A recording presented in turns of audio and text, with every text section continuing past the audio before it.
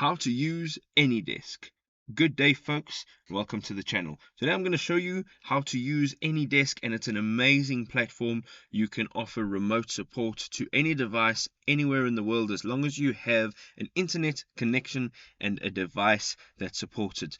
Those devices could be anything from a laptop, a computer, or even a mobile device like a cell phone or a tablet. So what are we going to explore today? I'm going to show you how to set up your account, your general settings. I'm going to show you some very important security settings. I'm going to show you how you can record your sessions, and then I'm going to show you, of course, how to connect to another device, either to offer support or to receive support. And then we're going to look at some pricing. So without further ado, folks, let us jump right in. The first thing I'm going to show you right over here is some general settings. Now, if you've gone over to your internet browser, you've downloaded Anydesk appropriate for your device, you will find this page over here.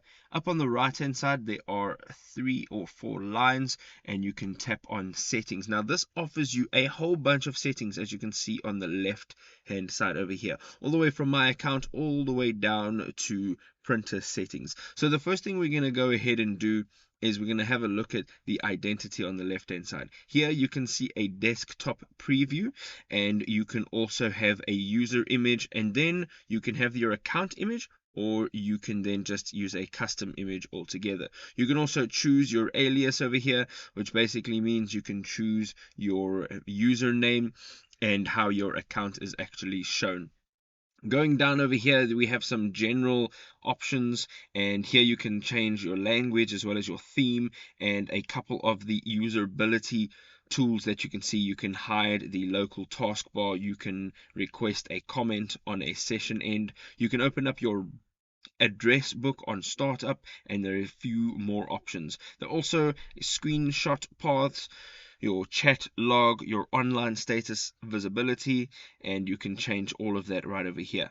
Looking at your connections over here, a little bit more complicated, but you can define all of your connection settings. Going on over here, there is a wake on LAN option, and this basically means that Anydesk will automatically start a session. So we're going to leave these settings exactly the way they are. Going down now, the next thing we're going to have a look at is our security settings. Now, these are important settings because you may have people that you're unfamiliar with working on your desktop through Anydesk. So having a look over here, we have the interactive access. This is basically allowing people certain levels of access. So you can have always show incoming session requests, only show incoming session requests if Anydesk window is open, and then never show. So we're going to leave that on always show. And then we have unattended access. This basically means if you are not able to accept the incoming request, you want to set this on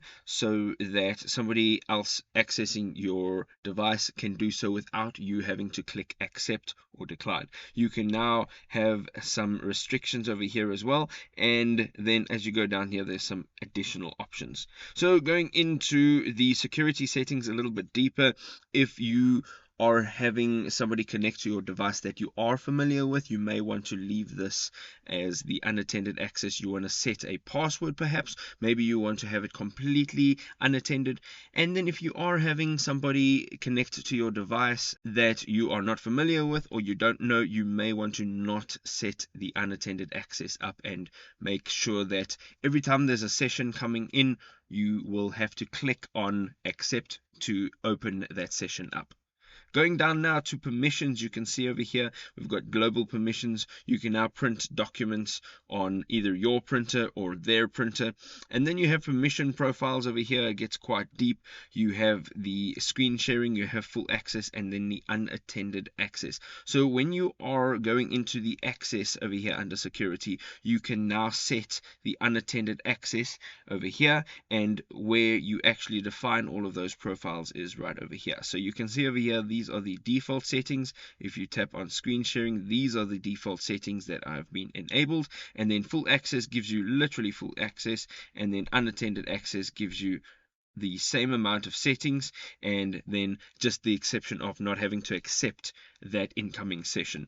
Going down now to privacy, you can see over here there is an alternative screen background. So if you don't want to use your desktop background, you can do so, and you can change a few of the minor settings. You also have some session settings such as the display, the audio, the recording and printing. Over here, the display, you basically just want to set up what is going to work for you best, such as the quality, some visual helpers, and also the view mode. So depending on what size and resolution your screen is, as well as your hardware acceleration, you can set all of that right over here. Then going into audio, you can either have the audio disabled, you can have the audio come through on your device, you can have the audio specifically selected to see where it comes in from, and then the audio output, the exact same. You can just figure out what is going to work for you best. So we're going to go ahead now. You can go to the recording. You can see over here that you can select automatically recording your incoming sessions as well as your outgoing sessions, and then you can customize where it actually gets saved to. The last thing over here is the printing options. So you can either have the printing done on your printer, or you can have it done on the printer from the other device, either incoming, or if you are starting a session and you are remote accessing somebody else's device. Now we've gone through all the settings, and the only real thing that you need to pay a lot of attention to is in the security settings. Make sure that you're not giving access to people that you're unfamiliar with or that might do harm to your device. So the next thing we want to do is up at the top over here, we can just close that settings window and we can go in to the top of this page. Now you can see it says enter remote address. Now whoever you are connecting to will also have a page that looks like this. Right over here where it says your address, this number is your address. Now if you want somebody else to access your device, you're going to have to give them this number, and there's a number of ways you can do it. You can either text message that number to them, or you can tap on invite over here and you'll have a couple options. You can enter the session invitation to the following Anydesk ID or alias, so you can enter their number in over here, or you can send it via any one of these options and then they can access your device. If you want to access somebody else's device, they will have to give you their address, and you're going to just key it in right over here and you can start your session. You'll have full control of their desktop or their mobile device or whatever it is that you're accessing, and here you can now be able to access everything on their device and you can offer remote support. The last thing we're going to have a look at is the pricing, and that is on their website. So that is anydesk.com/pricing. And you can see over here they offer three options. We have the solo option, which starts at $12.90, and you can see over here it includes one licensed user with 3 login devices. It also includes one outgoing connection, up to 100 managed devices, which is unattended access, unlimited devices to connect to interactive access, and then the features set for individuals and mobile device support. Looking now also at the standard price for $25.90, you get all of those features and a few more.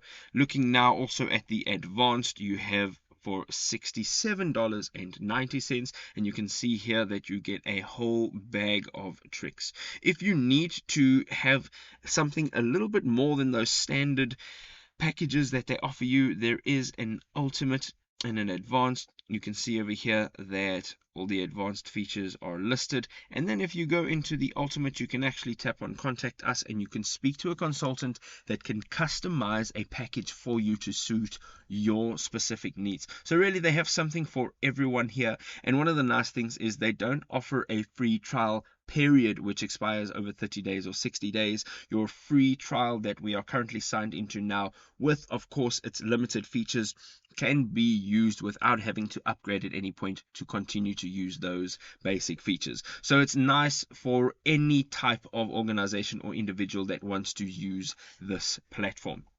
There we go, folks. I hope you enjoyed this video. Anydesk is great. I've been using it for many years and I rely a lot on it for remote support. I hope you enjoyed this video. If you did, don't forget to drop us a love. Don't forget to subscribe to the channel, and we'll see you in the next video. Cheerio, folks.